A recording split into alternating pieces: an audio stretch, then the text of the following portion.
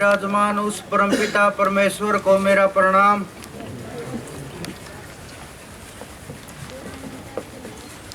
आप इतनी दूर से श्रद्धा के साथ, विश्वास के साथ, भाव के साथ, शरणागति के साथ, क्योंकि सबसे ज्यादा प्रभाव भाव और प्रेम का रहता है। जहाँ प्रेम होता है वहाँ किसी वस्तु की, भौतिक वस्तुओं की वहाँ आवश्यकता नहीं रह जाती। वहाँ तो केवल मन से ही सब कुछ हो जाता है, मन से ही सब कुछ चल जाता है। और जहाँ भाव नहीं होता वहाँ भौतिक वस्तुओं के होते हुए भी, सब कुछ प्राप्त होते हुए भी जीव अधूरा ही रह जाता है। जहाँ प्रेम होता है वहाँ पर सब कुछ, छोटी से छोटी वस्तु भी बड़ी दिखाई देने लगती है। और जहाँ श्रद्धा होती है वहाँ सब कुछ समर्पण हो जाता है। तो आप इतने विश्वास के साथ, इतने प्रेम के साथ जो इतनी दूर से चल करके आए हैं, वो परमात्मा कोई भी कार्य किसी भी कारण से हो, ये आप ये समझना एक सूर्य की किरण है।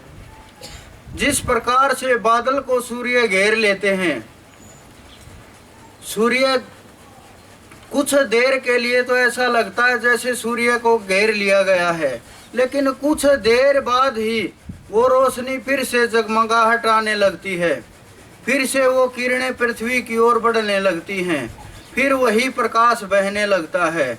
उसी प्रकार से ये सदियों से खोया हुआ ज्ञान, ये युगों युगों से जो भूल हुई, भ्रम से या और किसी अज्ञान के कारण से, इस भ्रमणा के कारण से ये जो अज्ञान लुप्त हो चुका था और अज्ञान की दौड़ में हर कोई शामिल हो चुका था, इसको एक अलग दिशा देने के लिए, एक अलग जुनून पैदा करने के लिए वो परमात्मा प्रत्येक जीव से अपना कार्य कराता रहता है। आप ये नहीं समझना कि हम कुछ नहीं हैं और कुछ नहीं जानते और कुछ नहीं कर सकते। क्या पता उस परमात्मा ने आपसे ही उसकी शुरुआत की हो, क्या परमात्मा आपके ही माध्यम से उस परम तत्व तक, इस पूरे ब्रह्मांड तक संदेश पहुंचाने के लिए जागृत कर रहा हो। क्या पता किस जीव को किस स्थिति में पहुंचाने के लिए ये कार्य हो रहा हो। ये सब उसका खेल है। हम लोग ध्यान करने की कोशिश करते हैं, ध्यान तो करते हैं, लेकिन ध्यान करते करते हम क्रिया में ही खो जाते हैं, और हम ध्यान करते करते बुद्धि में ही खो जाते हैं और विचार में ही खो जाते हैं। जब विचार में खो जाएंगे तो ध्यान कहाँ से होगा। कोई भी ऐसा व्यक्ति नहीं जो विचारों को रोक सके, कोई भी ऐसा व्यक्ति नहीं जो विचारों को रोक सके। लेकिन विचारों का एक विचार जाएगा, दूसरा आ जाएगा। तर्क से विचार कटते रहते हैं, फिर पैदा होते रहते हैं, फिर कटते रहते हैं। ये कार्य निरंतर चलता रहता है। विचार का जो बहाव है उसको रोकना बड़ा कठिन है। व्यक्ति नहीं रोक सकता, लेकिन योगी रोक सकता है। हम सोचते हैं कि हम सो गए, ये इंद्रियां सो जाती हैं और ये शरीर शिथिल पड़ जाता है, लेकिन मन कभी नहीं सोता। मन 24 घंटे हर समय जागृत रहता है। जब आप सोए हुए होंगे तो मन उस समय स्वप्न अवस्था में होगा और कहीं न कहीं स्वप्नों में खोया हुआ होगा। वहाँ भी विचार चल रहे होंगे और वहाँ भी एकाग्रता नहीं होगी। हम एकाग्रता करने की कोशिश में क्रिया में ही समय को खो देते हैं। ध्यान तक पहुँचना बड़ा मुश्किल कार्य है, बड़ा मुश्किल कार्य है। ये नहीं कह सकते कि मैं ध्यान कर रहा हूँ, ये नहीं कह सकते। क्यों? क्योंकि ध्यान करने की वस्तु नहीं है। लेकिन हम ये जरूर कह सकते हैं कि मैं ध्यान में हूँ। ध्यान का अर्थ खो जाना है। जब तक आप कुछ कर रहे हैं तब तक ध्यान नहीं है, तब तक विचार है, तब तक तर्क है, तब तक बुद्धि का कार्य चल रहा है।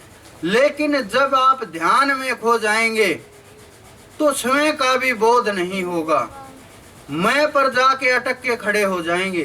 अहम ब्रह्मास्मि, मैं ही ब्रह्म हूँ। आप ब्रह्म में जा करके खो जाएंगे। लेकिन एक स्थिति ऐसी आ जाएगी, ध्यान का भी लय हो जाएगा समाधि के अंदर। जो ध्यान है वो समाधि के अंदर मिल जाएगा, और जो मैं है वो स्थिति और एक कदम ऊपर बढ़ जाएगी। मैं से स्थिति स में चली जाएगी। स से भी और कदम जब हम शून्य की ओर अग्रसर होते रहते हैं तो धीरे धीरे एक एक कदम बढ़ाते हुए हम ऊपर चले जाते हैं, ऊपर की स्थितियों में। लेकिन ये विचार है, ये तोड़ना बड़ा कठिन है। एक जिस प्रकार से नदी चल रही है, एक जल का कण आया, वो आगे बढ़ गया और उसका स्थान दूसरे ने ले लिया। उसी प्रकार से ये विचारों की नदी है। इसके ऊपर बांध बनाना बड़ा मुश्किल कार्य है। लेकिन जब ये नदी सागर के अंदर समा जाएगी, वहां न कोई जल का अलग कण होगा, न कोई विशेष कुछ अपना होगा, सब कुछ उसी का हो जाएगा। हम खोए रहते हैं, हम उलझे रहते हैं, इंतजार करते रहते हैं कब ये मन शांत होगा, तब हम ये कार्य शुरू करेंगे, कब ये समय आएगा तब हम कार्य शुरू करेंगे। आप विचार करना गहराई में जा करके। आप कब ने समुद्र किनारे गए होगे, बहुतों ने देखा होगा, बहुतों ने नहीं देखा होगा। समुद्र के अंदर झाल उठती रहती हैं, हर समय झाल उठती रहती हैं। कोई ये इंतजार करे कि समुद्र की गहराई को मैं ये झाल रुकने के बाद मापूंगा, तो ये असंभव हो जाएगा। तो इसी प्रकार से अगर हम इंतजार करेंगे कि ये मन जब विचार छोड़ेगा, जब विचार समाप्त होंगे, तब हम ध्यान करना शुरू करेंगे। लेकिन ये असंभव है, क्योंकि जब तक ध्यान नहीं होगा, नाम सुमरण नहीं होगा, यहाँ तक नाम भी एक भ्रमना है। आप सोचेंगे ये नाम कैसे भ्रमना हो सकता है, ये तो सत्य है, लेकिन ये नाम भी सत्य नहीं है।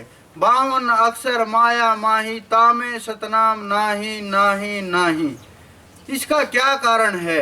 52 के 52 अक्षरों को माया के अंदर बता दिया गया है। इसका क्या कारण है? आप गहराई तक जाके देखो, बहुत बुद्धिजीवी बैठे होंगे, लेकिन समझना बड़ा कठिन कार्य है, बड़ा कठिन कार्य है। क्योंकि जब हम समय में स्थिति करेंगे, समय के अंदर समा जाएंगे, उस ब्रह्म का रूप हो जाएंगे, उसी के अंदर खो जाएंगे। जब तक कोई शब्द है, जब तक ध्यान की इच्छा है, जब तक रटने की इच्छा है, तब तक वासनाएं हैं।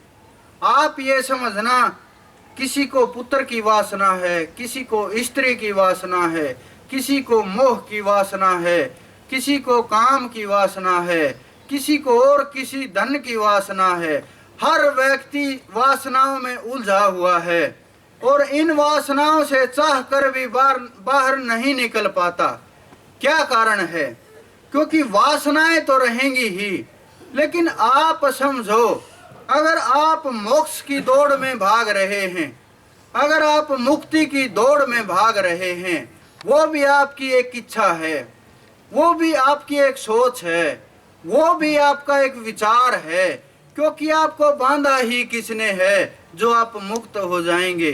क्यों? क्योंकि हमने स्वयं को बांध लिया है इन रिश्तों के अंदर, नातों के अंदर, शरीर के अंदर, मर्यादाओं के अंदर, और हमने स्वयं को ये शरीर घोषित कर दिया है और हर समय इसी के बारे में सोचते रहते हैं और हर समय हमें यही विचार चलता रहता है और वहां तक नहीं पहुंच पाते जहां तक हमें पहुंचना चाहिए।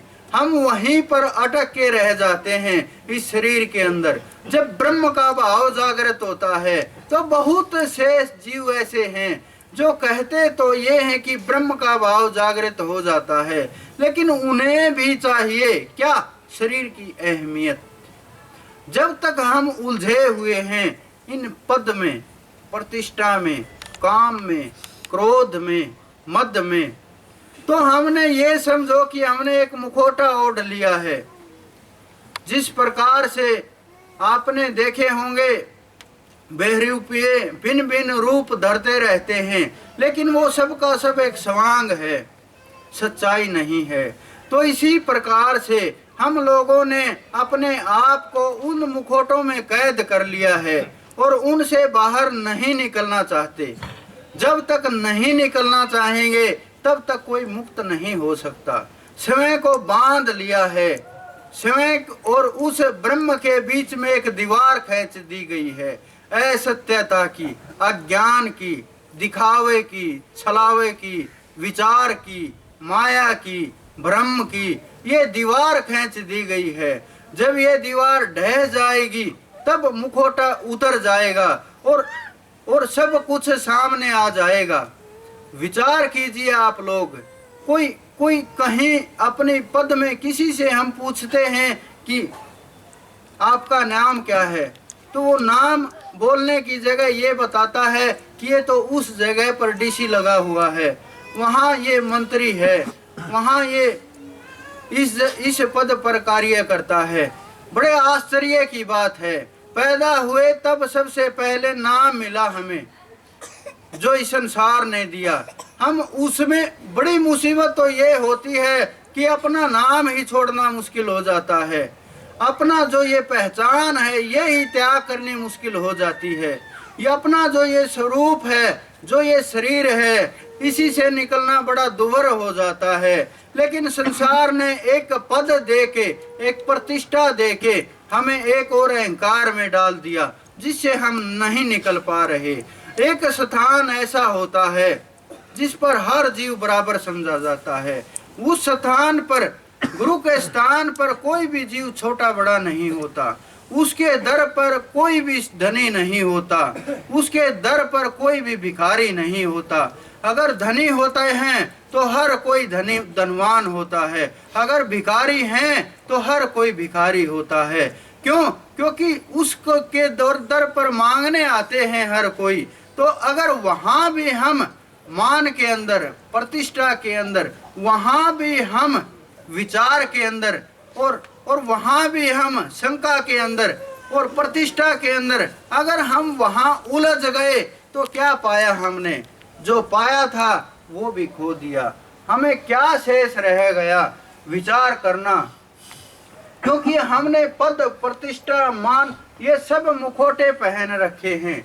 जब ये एक एक मुखौटा उतरता चला जाएगा तब ये सब सच्चाई सामने आती चली जाएगी। जब तक हमने आड़ ले रखी है, हम स्वयं तो ये समझते हैं कि हम श्रेष्ठ हो गए, लेकिन ये तो वो परमात्मा जानता है कौन श्रेष्ठ है और कौन निकृष्ट है। हम ये इन विचारों में उलझ के तर्क के अंदर दे करके तर्क और बड़े समझदार और बुद्धिजीवी अपने को समझने लगते हैं। लेकिन शायद आपने देखा होगा, जब छोटा बच्चा पैदा होता है उसकी क्रियाएं देखना, आप किस प्रकार से क्रियाएं करता है।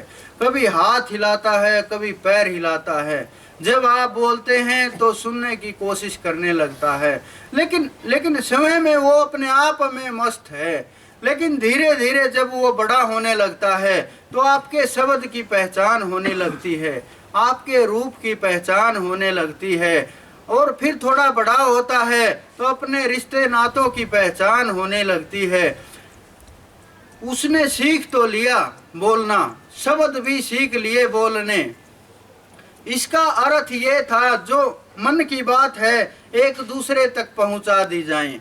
लेकिन बड़ा आश्चर्य की बात है, ये शब्द तो उसे बोलने के लिए मिल गए, ये शब्द तो उसको समझाने के लिए मिल गए, शब्द तो उसे भावनाएं प्रकट करने के लिए मिल गए, लेकिन वो द्वार सदा सदा के लिए बंद कर दिया गया।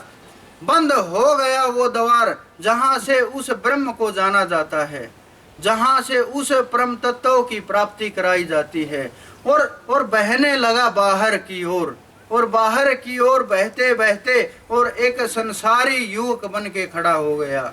आप विचार कीजिए, क्या परमात्मा ने हमें इसीलिए इस संसार में भेजा है ताकि हम यहाँ छोटी छोटी वस्तुओं में, छोटी छोटी संसार की जो ये भ्रमित करने वाली माया है, इसके अंदर उलझ करके और अपने आप को, समय को नष्ट कर दें।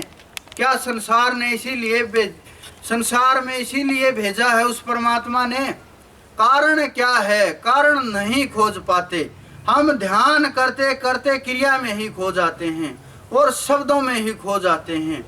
जब आप लोग ध्यान करते हैं तो वहां भी विचार पैदा होने लगते हैं और एक विचार चला जाता है, उसका स्थान दूसरा विचार ले लेता है। इसी प्रकार विचार चलते रहते हैं। आप काटने में लगे रहते हो और वो आने में लगे रहते हैं। पूरी उम्र यूं ही बीत जाती है। न ही आपको काटने हैं और न ही पैदा करने हैं। आप ये देखो, कोई वस्तु है और उसको हम देख रहे हैं और देखते रहें, कितना भी देखते रहें, अगर अंदर क्रिया नहीं चल रही, अंदर विचार नहीं हो रहा, हम देख रहे हैं लेकिन विचार नहीं हो रहा, लेकिन तभी तर्क हुआ। ये बहुत सुंदर है। ये तर्क होते ही दूसरी ओर दूसरा तर्क खड़ा हो गया, नहीं इससे भी बहुत सुंदर है संसार में वस्तुएं। फिर तर्क आगे बढ़ते रहे और चलते रहे। हम समय ही तर्क पैदा करते हैं और समय ही नष्ट करते हैं। हमें ये बाह्य दृष्टि को अंदर की ओर मोड़ देना है। हमें ये जो बाहर दृष्टि घूम रही है, इसे समय को जानने की ओर मोड़ देना है। जब तक हम समय को नहीं जान पाते, हमने कुछ भी नहीं पाया। इच्छा चाहे किसी भी वस्तु की हो, इच्छा चाहे कोई भी हो, हर इच्छाएं बंधनकारक हैं। हर इच्छाएं उद्वेग पैदा करने वाली हैं। हर इच्छाएं परेशान करने वाली हैं। और कारण है, जब तक ये इच्छाएं रहेंगी, चाहे मोक्ष की भी इच्छा हो, वहां भी परेशानी रहेगी। क्यों? क्योंकि मोक्ष की इच्छा भी वासना ही में ही परिवर्तित होती चली जाती है। वो क्रियाओं में परिवर्तित होती चली जाती है। जब तक क्रियाएं समाप्त नहीं होंगी, तब तक ये मन एकाग्र नहीं होगा। ये ध्यान एक जगह नहीं टिक पाएगा। एक जगह, कौन सी जगह? समय में नहीं टिक पाएगा। जब ये ध्यान समय में टिक जाएगा तो किसी वस्तु की, वासनाओं की इच्छा ही नहीं रहेगी। सब कुछ मिटता चला जाएगा और समय में ही स्थित होते चले जाओगे। ये जो आप ब्रह्मांड देख रहे हैं, इससे भी अनंत अनंत ज्यादा ब्रह्मांड आपके अंदर समाये हुए हैं। लेकिन आप उस खोज को बंद करके, अंदर की खोज को रोक करके बाहर भ्रमने लगते हैं। बाहर सच्चाई नहीं है, नहीं है। क्यों? क्योंकि बाहर सब माया का खेल है। बाहर तो ये माया की जेल है। इसी के अंदर हर किसी जीव को रोक दिया गया है और भ्रमित कर दिया गया है। जब आप ध्यान करते करते स्वयं में स्थित हो जाओगे, आपको न किसी परमात्मा की आवश्यकता होगी, न किसी राम की आवश्यकता होगी। क्यों?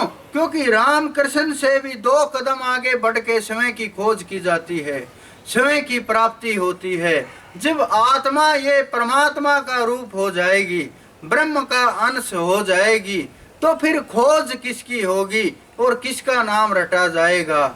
मैं करते करते मैं ढूंढन मैं चला, मैं भी गोया खोए, मैं का पता तब चला जब अंश अंशी एक हो गए दोए। तो जब हम मैं करते, इस मैं का पता लगाने के लिए अंदर की ओर चले जाते हैं, अंदर की ओर देखने लगते हैं और उस दरवाजे की ओर झांकने लगते हैं जो हमने बंद कर दिया है, पीढ़ियों से बंद कर दिया है, बहुत वर्षों से वो बंद पड़ा है, उसकी ओर हमारी नजर ही नहीं जा रही। जब मैं की शुरुआत होती है और मैं की खोज होती है, तब हम अंदर में उतरते हैं और उस मैं को खोजते खोजते इस राम और इस आत्मा में कोई भेद ही नहीं रहता और आप उस परमात्मा का ही रूप हो जाते हैं, उस ब्रह्म का ही रूप हो जाते हैं। क्यों? क्योंकि वो न्यारा नहीं है। रोम रोम में रम रहा नहीं रोम से न्यारा, एक ही तत्व का सब जगह विस्तारा। तो उस तत्व का एक ही जगह विस्तार है। ऐसा कोई रोम नहीं है जहां उसका विस्तार नहीं है। ऐसा कोई स्थान नहीं है जहाँ वो विराजमान नहीं है, ऐसी कोई वस्तु नहीं है जिसमें वो समाया हुआ नहीं है। लेकिन हम ये भूल जाते हैं।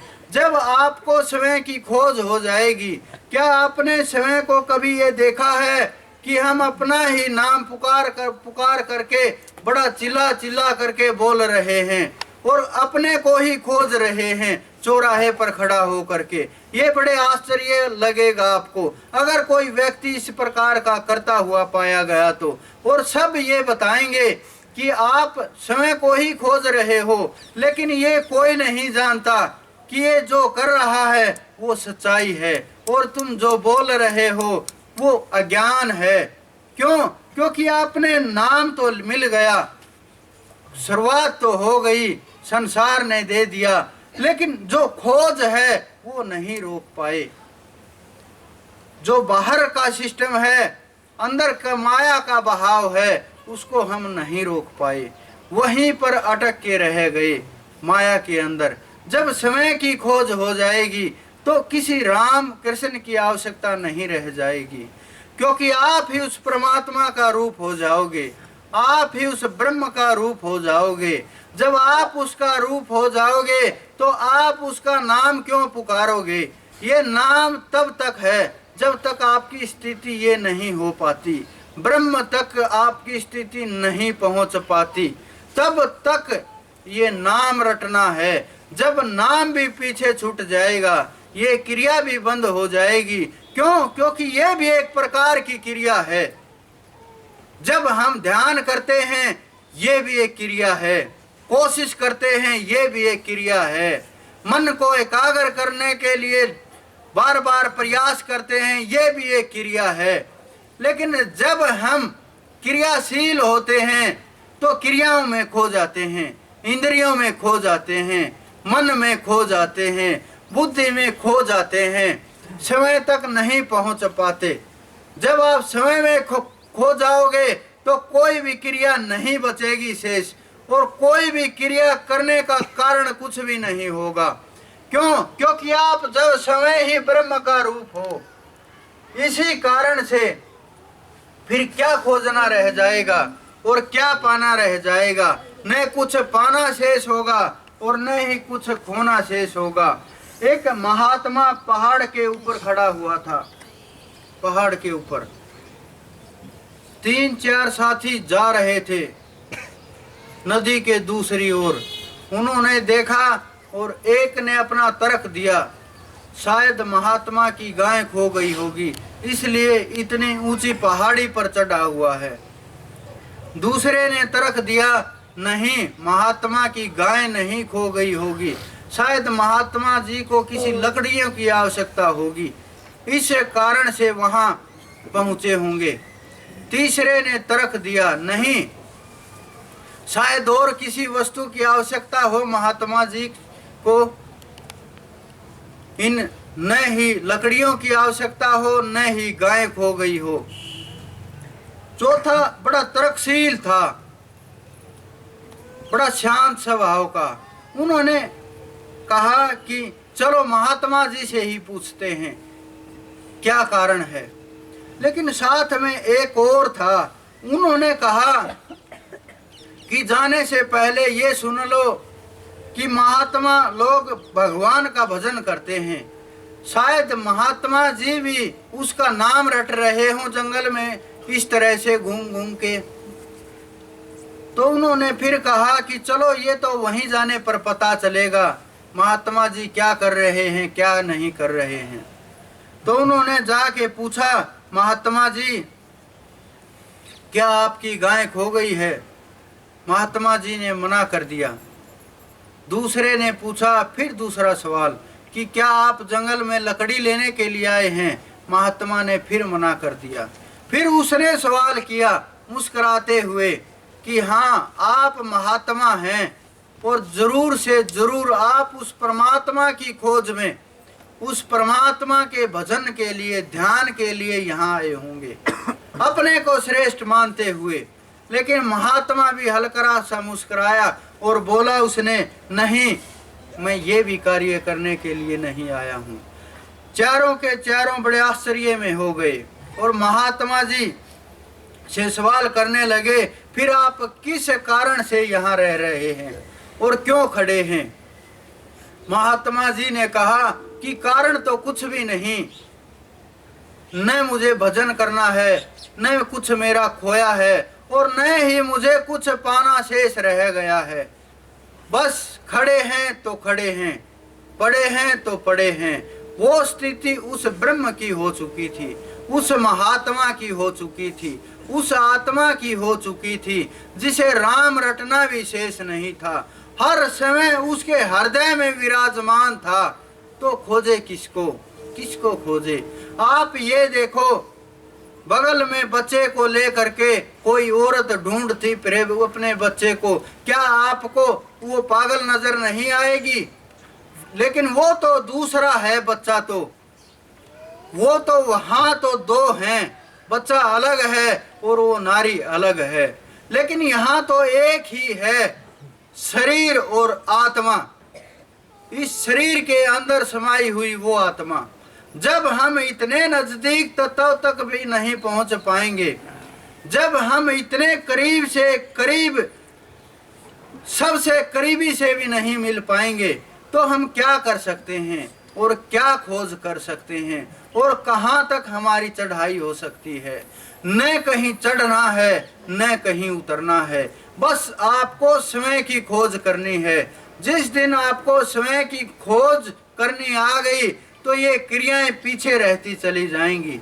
ये ध्यान हर समय आप सुनने में स्थित होगे, हर समय सुनने में स्थित होगे, हर समय एकाग्र होगा, मन में कुछ विचार नहीं होगा, मन में कुछ भ्रम नहीं होगा, मन में कुछ तर्क नहीं होगा, मन में कुछ अज्ञान नहीं होगा। और मैं तो ये भी कहूँगा, जब अज्ञान नहीं है तो शेष केवल ज्ञान ही रह जाता है। लेकिन शब्द ज्ञान वहाँ नहीं होगा, वहाँ केवल आत्मा का ज्ञान होगा, वहाँ केवल उस ब्रह्म का ज्ञान होगा, वहाँ केवल स्वयं